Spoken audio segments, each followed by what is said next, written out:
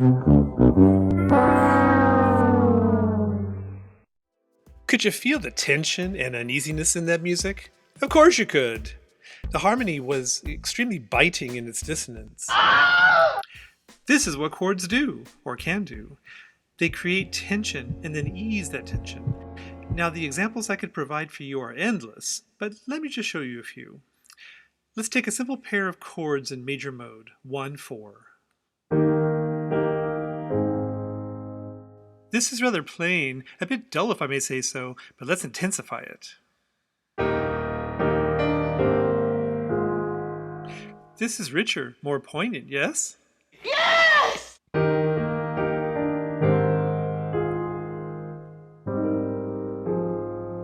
A variation.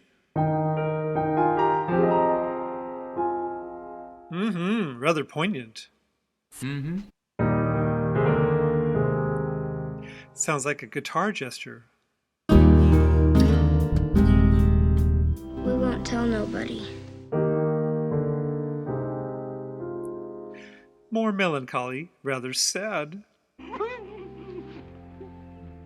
Now, 5-1. Blase. I hope this hasn't been boring for you. Fascinating, yes? Fascinating. Balanced. Cascading figuration. Shimmery, contemplative.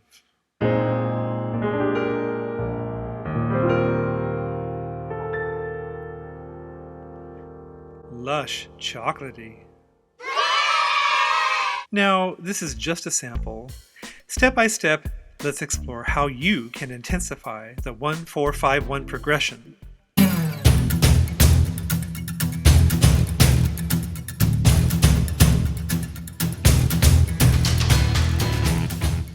The most effective changes build cycles of tension and relaxation.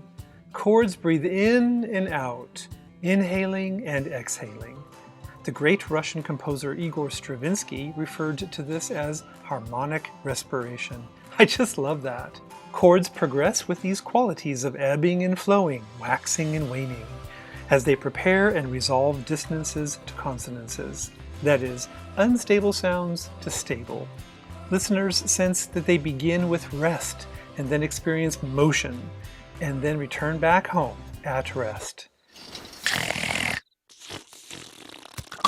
It's a bit like waking up and feeling that sweet serenity and calmness from a good night's sleep. Then you get up, and the tension and stresses of the day begin. Finally, you return back to your warm, comfy bed to rest, and it feels very satisfying. The more tension you felt during the day, the more satisfying is that relaxation at the end of the day. Chord progressions work like this. We will learn how to intensify this intensity in future videos, how we can add harmonic fuel to the fire. It's critical that we first understand tendency tones, also called active steps. The first, third, and fifth degrees of the major scale are stable, serene, and settled, meaning that they're content where they are and do not need to resolve. Stability and contentment have been achieved. In solfege, these are the syllables do, mi, and sol. However, the remaining degrees, that is the second, fourth, sixth, and seventh, syllables re, fa, la, and ti are unstable, restless, and fussy, requiring resolution to stable degrees. All tendency tones resolve down except for the seventh, which is the leading tone. Re resolves down to do, fa down to mi, la down to sol, and ti up to do. When all of the unstable degrees are sounded simultaneously as a chord and resolved to stable degrees, they sound like the drawing and blowing of a harmonica.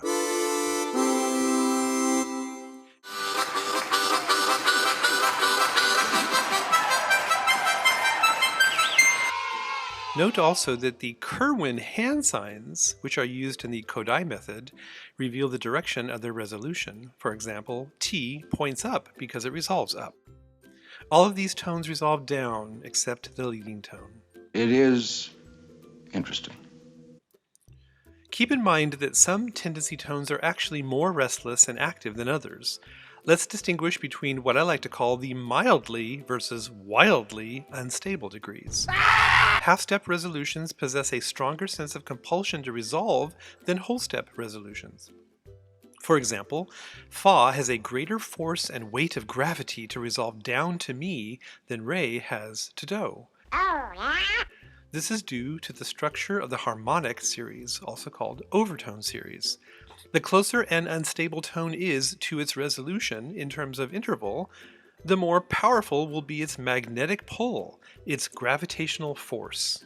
To demonstrate, if we write the tonic triad in SATB 4-voice texture, then replace the doubled root Do above the bass with the dissonant second degree Re, it doesn't feel that Re absolutely must resolve to Do, does it?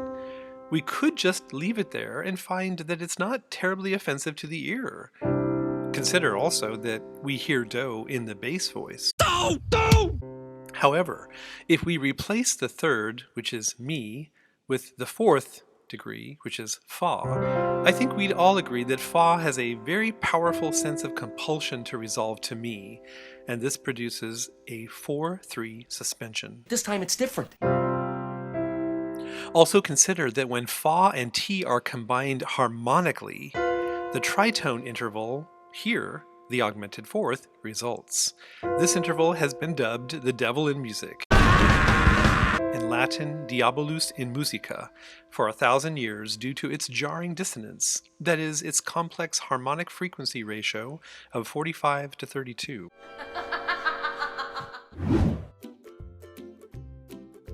In episode 1, we discussed the simplest, most basic progression, 1-5-1. Now, let's expand it by interpolating the 4 chord called the subdominant triad. This is a progression that every garage band knows how to play. These primary chords are the simplest expression of the basic phrase model, also called the idealized phrase, tonic, predominant, dominant, and tonic. It is a kind of harmonic architecture that forms the foundation for most progressions in Western music. It accomplishes 2 purposes. It serves as the essential key-defining progression establishing tonality, that is, key center, such as when we say a piece is in C, and modality, such as when we say a song is in major or minor mode. And this model provides a cycle of tension and relaxation. Yes! However, the 1-4-5-1 progression is, admittedly, a bit boring, like baked potatoes with nothing added, no butter, sour cream, or bacon bits. Every chord is diatonic, meaning that they reside at home in the key. Every chord is a consonant triad, lacking tension. Every chord is major in quality, and every chord is in root position. To be fair, the progression does possess a certain feeling of simplicity and purity, which can be appealing, but over the course of a song, this homogeneous lack of color contrast and avoidance of dissonance makes the music feel like it's merely in solid black and white, robbing it of the ability to create expressive drama, to drive forward with a sense of direction, and to tell a riveting story that retains the interest of the listener over time. Stamp, Lord, you can't dribble stamp, double stamp.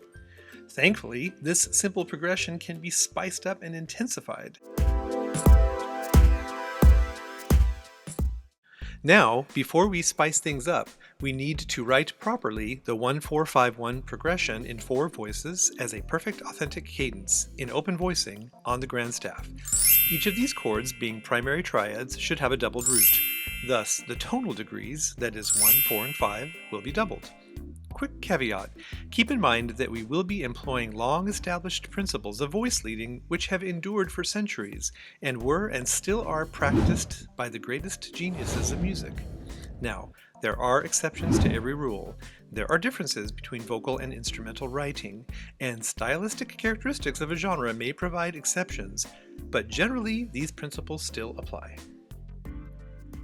We need to determine the proper voice leading. Let's look at this short passage. It is riddled with part writing errors. There are 4 in total. Pause the video and see if you can identify them.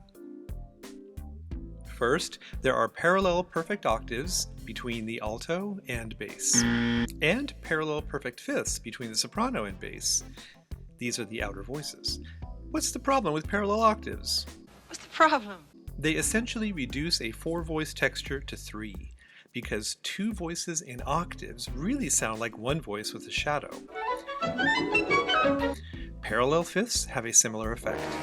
Rather, we want to weave together a fabric in which the 4 threads, that is, the voices, acquire individuality of contour, that is, shape, so that they do not rise and fall in the same places and in the same way. Second, all 4 voices move in parallel motion by whole step from 4 to 5. There is no individuality of contour at all. Number 3. Between the 5 and the 1 chords, the common tone is not held in the alto. Remember, this was one of our golden rules, and this has not been observed. Number 4. The leading tone in the tenor voice has not been resolved by ascending a half step to the tonic. This would be a greater problem if it were in the soprano voice, and it would be called a frustrated leading tone. That's super frustrating. This is because human ears are rather acutely predisposed to higher frequencies. Let's go through some stages of correction now. In stage 1, we've combined the rhythmic value of the soprano's common tone into a whole note and resolved the tenor's leading tone up to the tonic. However, from the 5 to 1 chords, the alto voice has not retained the common tone. In stage 2, we fixed this issue, making the alto a whole note.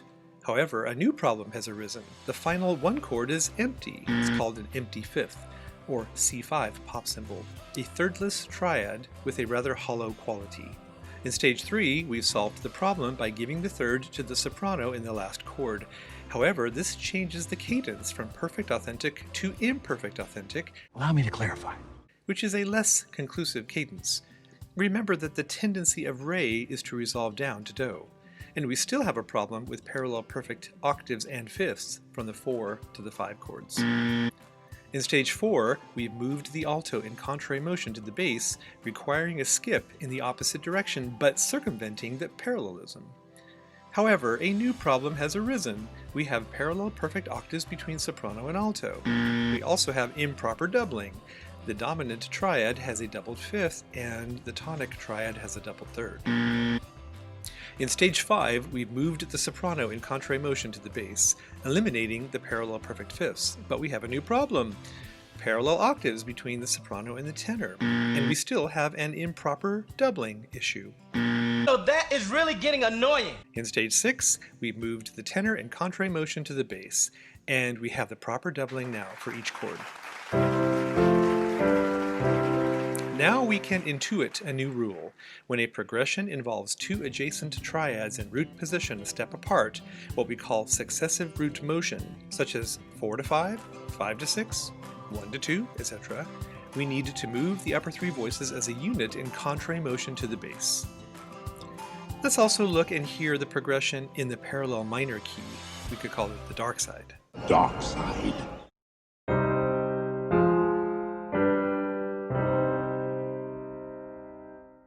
Hey everybody, please check out part 2 of this video because we're going to spice up the 1-4-5-1 progression.